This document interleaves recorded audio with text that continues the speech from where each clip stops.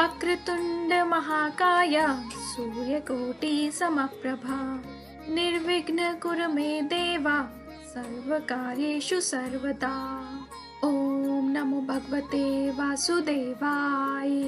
अब वीडियो में आगे बढ़ने से पहले हमारी आपसे विनती है कि चैनल को लाइक, सब्सक्राइब एंड शेयर भी जरूर करें।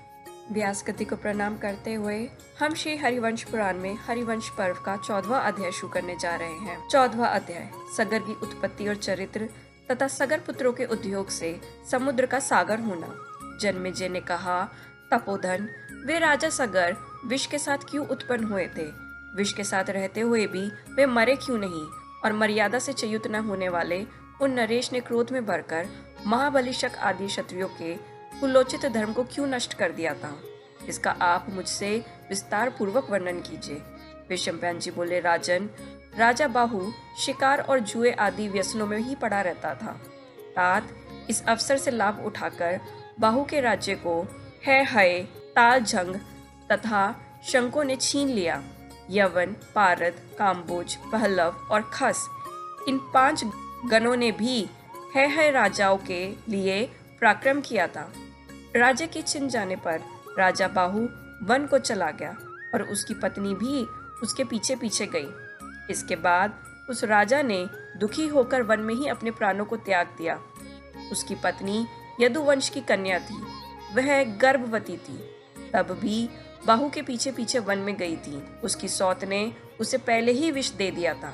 तात जब वह स्वामी की चिता बनाकर उस पर चढ़ने लगी, उसी समय वन में विराजमान भृगुवंशी औरव ऋषि ने दया के कारण उसे रोका। तब उसने उनके आश्रम में ही विष अर्थात गर सहित गर्भ को, जो आगे चलकर सगर नामक महाबहु राजा के रूप में प्रसिद्ध हुआ, उत्पन्न किया। राजा सगर कभी धर्म से च्युत नहीं होते थे। औरव ने महामना सगर के जात कर्म आदि संस्कार कराकर उन्हें वेद और शास्त्र पढ़ाए, फिर अस्त्र विद्या भी सिखाई। उन्होंने सगर को देवताओं के लिए भी असह्य महाघोर आग्नेय अस्त्र दिया था। जब वे अस्त्र बल और शारीरिक बल से संपन्न हो गए, तब क्रोध में भरकर रुद्र जैसे शीघ्रता से पशुओं का संहार करते हैं, उसी प्रकार उन्होंने है को भी संहार कर डाला। इस प्रकार कीर्तिमानों में श्रेष्ठ उन वीर पुरुष ने संसार में अद्भुत कीर्ति पाई थी। इसके अनंतर उन्होंने शक, यवन, काम्बोज, पारद और पल्लवों को भी निशेष अर्थात सर्वथा नष्ट करने का निश्चय किया। जब वीर और महात्मा सगर उनका सर्वनाश करने लगे, तब वे शक यवनादि बुद्धिमान वशिष्ठ जी के शरण में गए और उनके पैरों में पड़ गए। परम यशस्वी वशिष्ठ जी ने कुछ विशेष शर्तों पर उनको अभय दान दिया और सगर को उन्हें मारने से रोका। सगर ने अपनी प्रतिज्ञा और गुरु के वाक्य की ओर ध्यान देकर उनके प्राण नहीं लिए, उनके धर्म को नष्ट कर दिया और उनका वेश बदल दिया।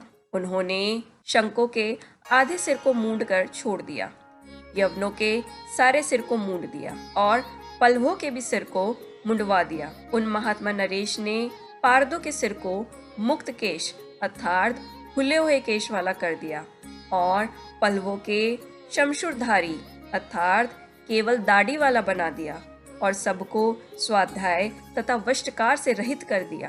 तात, जनेश्वर, शक, यवन, काम्बोज, पारद, होली सर्प, महिष, दर्द, चोल और केरल, ये सब क्षत्रिय ही थे। वशिष्ठ जी के वचन से महात्मा सगर ने इन सब का संहार न करके केवल इनके धर्म को ही नष्ट कर दिया था। उन धर्म विजयी राजा ने अश्वमेध की दीक्षा लेकर खस, तुषार, चोल, मद्र, किशिकंधक, कौंतल, वंग, सालव तथा कोंकण देश के राजाओं को जीता। इस प्रकार पृथ्वी का विजय करते हुए उन्होंने अश्वमेध यज्ञ के लिए अपना घोड़ा छोड़ा। जब उनका घोड़ा घुमाया जा रहा था, उस समय पूर्व दक्षिण में समुद्र के किनारे किसी ने उस घोड़े को चुरा लिया और उसे भूमि में छिपा दिया। उस समय राजा सगर ने अपने पुत्रों से उस स्थान को खुदवाया। समुद्र के खोदने पर उनके पुत्रों ने आदि पुरुष हरि अर्थात अविद्या को हरने वाले, कृष्ण अर्थात सच्चिदानंद स्वरूप, प्रजापति पुरुषोत्तम कपिल रूपी विष्णु को वहां सोते हुए समाधि में स्थित देखा। उनके योग निद्रा को त्यागने पर उनके नेत्रों में से निकलते हुए तेज से वे सब राजकुमार भस्म हो गए। महाराज केवल बृहकेतु, सुकेतु, राजा धर्मरथ और वंश को चलाने वाले शूर, पंचजन ये 4 राजकुमार ही जीवित बच सके थे। उन्हें कपिल रूपी विभु हरि नारायण भगवान ने यह वरदान दिया था कि इक्ष्वाकु का वंश अक्षय रहेगा और राजा सगर की कीर्ति कभी नष्ट नहीं होगी। समुद्र उनका पुत्र कहा जाएगा, अर्थात भविष्य में यह सागर नाम से भी प्रसिद्ध होगा और उन्हें अक्षय स्वर्गवास मिलेगा। कपिल जी ने अपने नेत्र के तेज से भस्म हुए सगर पुत्रों को भी अक्षय लोकों की प्राप्ति होने का वर दिया। उस समय समुद्र ने अर्घ्य लेकर उन राजा सगर को प्रणाम किया और सगर के इस कर्म के कारण समुद्र का सागर नाम पड़ गया। उन्होंने अश्वमेध यज्ञ के घोड़े को भी समुद्र से प्राप्त किया। इस तरह उन महायशस्वी राजा ने 100 अश्वमेध यज्ञ किए थे, ऐसा सुना जाता है। इन महाराज के पुत्रों की संख्या 60,000 थी। अथ श्री महाभारत खलीबाग हरिवंश के अंतर्गत हरिवंश पर्व में सगर की उत्पत्ति का वर्णन विषयक 14वां अध्याय संपूर्ण हुआ और अंत में हम व्यास गद्दी के सामने हाथ जोड़कर उन सभी गलतियों की क्षमा मांगते हैं जो हमने इस अध्याय के श्रवण में की हो।